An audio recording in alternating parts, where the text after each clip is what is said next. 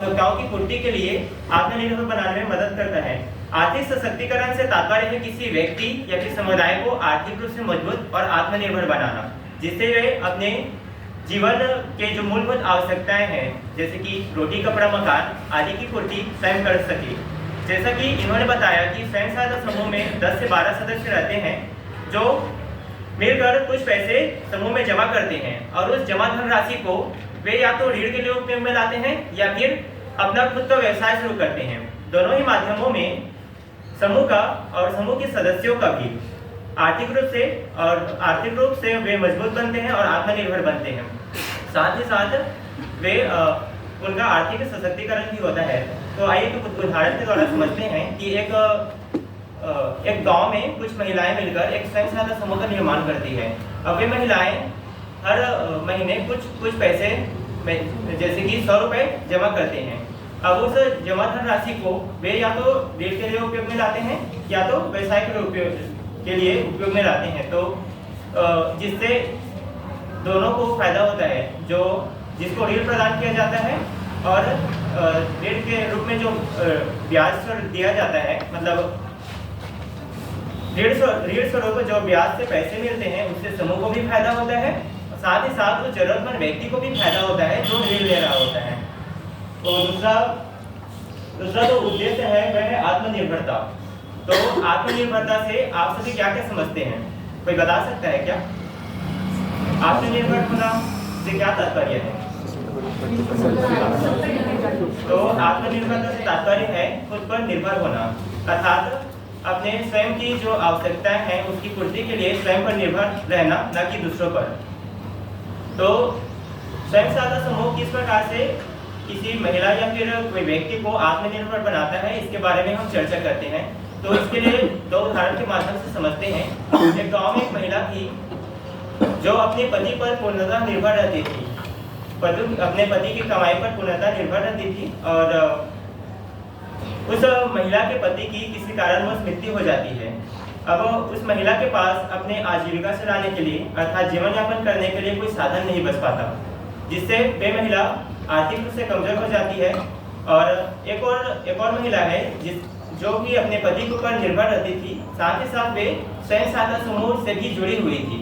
अब किसी कारणवश उसके पति की भी मृत्यु हो जाती है, लेकिन ये महिला स्वयं सहायता समूह से कुछ पैसे ऋण के रूप में लेकर उस ऋण के पैसे से अपना खुद का व्यवसाय शुरू करती है और आत्मनिर्भर बनती है। इस प्रकार स्वयं सहायता समूह व्यक्ति को या फिर महिलाओं को आत्मनिर्भर बनाता है। और आगे देखते हैं सामाजिक जागरूकता।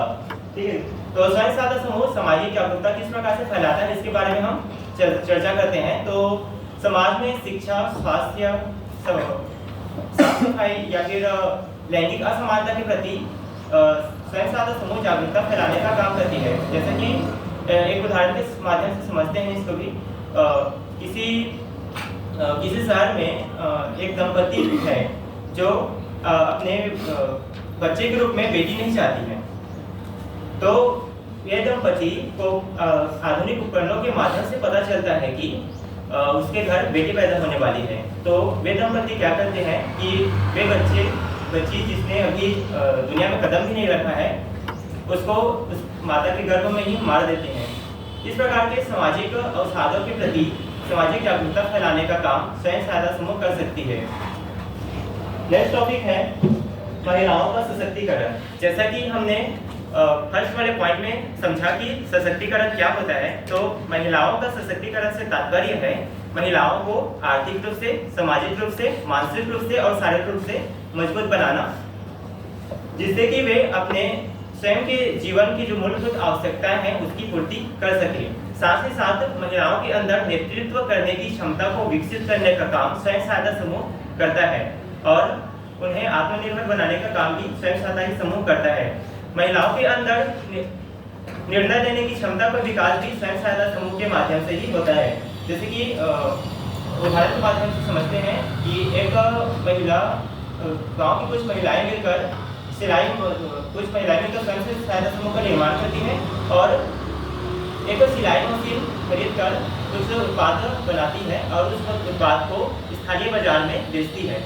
जिससे वे महिलाएं आत्मनिर्भर बनती है और स्वयं रोजगार का साधन भी प्राप्त करती है। तो नेक्स्ट पॉइंट है समूह बचत और ऋण सुविधा। जैसे कि पहले वाले पॉइंट में ही हमने डिस्कस किया था कि समूह के लोग मिलकर कुछ पैसे जमा करते हैं और उस पैसे से किसी व्यक्ति को, जरूरतमंद व्यक्ति को ऋण प्रदान करते हैं या फिर उसका किसी व्यवसाय के रूप में उपयोग में लाते हैं। तो स्वयं सहायता समूह विशेष रूप से किसी व्यक्ति के अंदर बचत करने की भावना को विकसित करता है। नेक्स्ट पॉइंट है गरीबी मिटाना। स्वयं सहायता समूह का मुख्य जो उद्देश्य है वह है गरीबी मिटाना, क्योंकि स्वयं सहायता समूह में जो पैसे जमा होते हैं उस पैसे को वे व्यवसाय के रूप में उपयोग में लाते हैं और उस व्यवसाय में बनने वाले उत्पाद को वे स्थानीय बाजारों में या फिर राष्ट्रीय स्तर पर या फिर अंतर्राष्ट्रीय स्तर पर बेचते हैं, जिससे उनको तो फायदा होता ही है, साथ ही साथ स्वयं सहायता समूह के जितने भी सदस्य हैं उनको भी फायदा होता है और वहाँ के स्थानीय लोगों को जो कि गरीब होते हैं उनको भी स्वरोजगार का अवसर प्राप्त होता है। इस प्रकार से मेरा टॉपिक समाप्त होता है। Thank you.